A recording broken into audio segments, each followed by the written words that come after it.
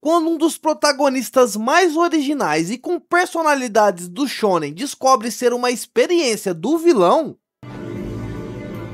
黒崎一護、君の今までの戦いは全て私の手の上だ。 vemos aqui a genialidade e o ego de Aizen em ação. Mas poucos percebem que por trás de Kurosaki Ichigo existia outra manipulação acontecendo. O arco dos Arrancar em Bleach é um dos mais icônicos da história dos animes, seja por aprofundar um dos vilões mais famosos e lembrados de todos os animes, ou seja pelas suas lutas fantásticas entre os espadas e os capitães da Soul Society, ou seja por nos mostrar e explorar ainda mais a estrutura da Soul Society. Seja por qualquer um desses motivos, esse arco ele é icônico e muda completamente o patamar de Bleach. Mas também é nesse arco que eu mudei completamente a minha percepção da obra, porque nesse arco vemos que o protagonista na verdade é um peão de um jogo de xadrez entre dois gênios, e existem 3 momentos cruciais nesse arco que mostram que havia mais alguém planejando o futuro de Ichigo além de Aizen, e vamos a esses 3 momentos. No arco dos Arrancar é onde conhecemos os Vizards, um grupo de esquisitos que se juntaram e que por algum motivo querem ajudar Ichigo a dominar sua rolificação. E esse grupo cheio de personagens extremamente carismáticos tem a sua história contada nesse arco. Voltamos no longínquo passado da Soul Society e descobrimos que esse grupo de diferentões é formado por vários ex-capitães e tenentes da Soul Society, e que todos eles tiveram suas vidas destruídas por conta dos experimentos do nosso amigão da vizinhança, Sousuke Aizen. Esses experimentos se tratavam de rolificação. Aizen buscava misturar espíritos de Hollow com Shinigamis para criar seres mais poderosos, mas o que para Aizen foi considerado um experimento fracassado, para todos os outros envolvidos foi o fim das suas vidas na Soul Society. E além dos Shinigamis rolificados, existia mais uma pessoa envolvida, e essa pessoa era Kisuke Urahara. Urahara que tentou ajudar os Shinigamis, mas como sabemos que o Aizen é o Beelzebub,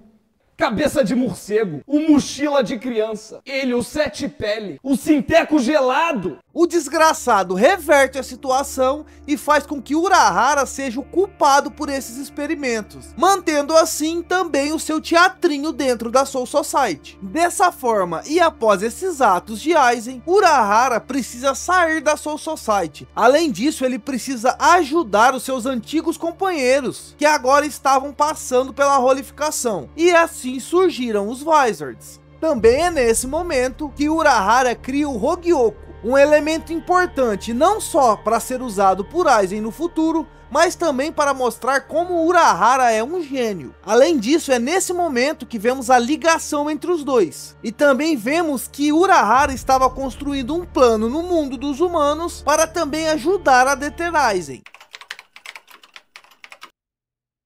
O nosso segundo momento é um que vocês já viram lá no começo do vídeo, que é quando Aizen revela que manipulou Ichigo a chegar até aquele momento. Esse momento isolado mostra que Ichigo já era considerado alguém especial para Aizen, e temos outra visão dessa fala de Aizen quando descobrimos o passado de Ichigo, e vemos que não só Aizen sabia de tudo que tinha acontecido com aquela família, mas Urahara teve papel fundamental para salvar a mãe de Ichigo. Apesar desse passado só ser mostrado na Guerra dos Mil Anos, essa história é um complemento do que o Aizen diz a Ichigo, além de nos revelar que Urahara também tinha informação de que Ichigo era alguém muito especial.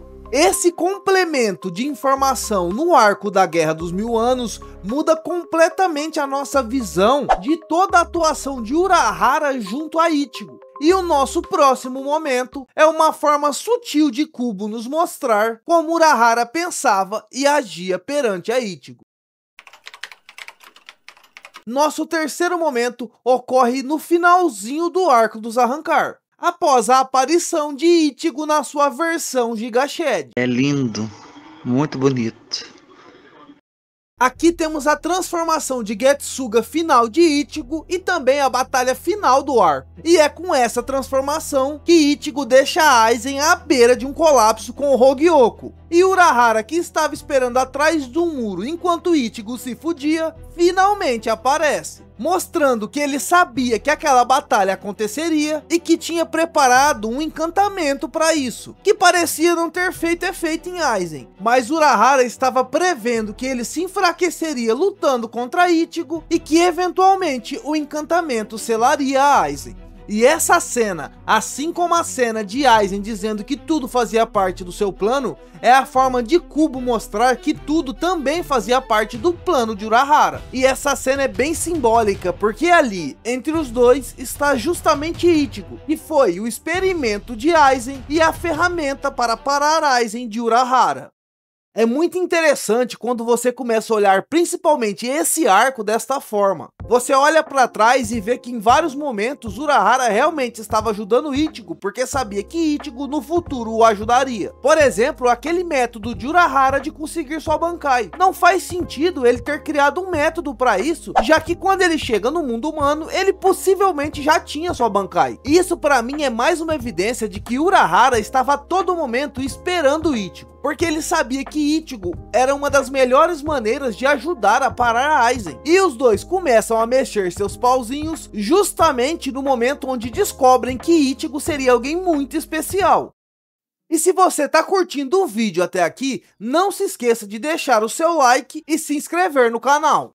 Apesar de tanto Aizen quanto Urahara estarem de alguma forma manipulando Ichigo, Aizen via Ichigo como um experimento, como alguém que talvez um dia poderia preencher esse vazio que ele sentia de ser sempre o mais poderoso. Já Urahara vê Ichigo como alguém que poderia defender a Sociedade das Almas. Assim como Aizen, ele sabia que por conta da origem de Ichigo, ele seria alguém provavelmente muito poderoso e que seria decisivo na batalha eminente contra Aizen. Mas apesar das suas boas intenções, utilizar informações que Ichigo não sabia para guiá-lo para um caminho específico que Urahara queria, não deixa de ser manipulação. E mesmo que por motivos diferentes, os dois buscavam o crescimento de Ichigo para que se tornasse alguém poderoso, mas ainda assim, ambos colocavam a vida dele em risco. E esse é um dos melhores momentos de Bleach, pois vemos que Kubo não tem nenhum medo de colocar o seu protagonista, que é o centro da história, e ainda é o cara que tem todas as raças do mundo, super poderoso, como apenas uma criança na mão de dois gênios. E é exatamente isso que Ichigo é nesse arco, um peão no tabuleiro de xadrez de dois gênios.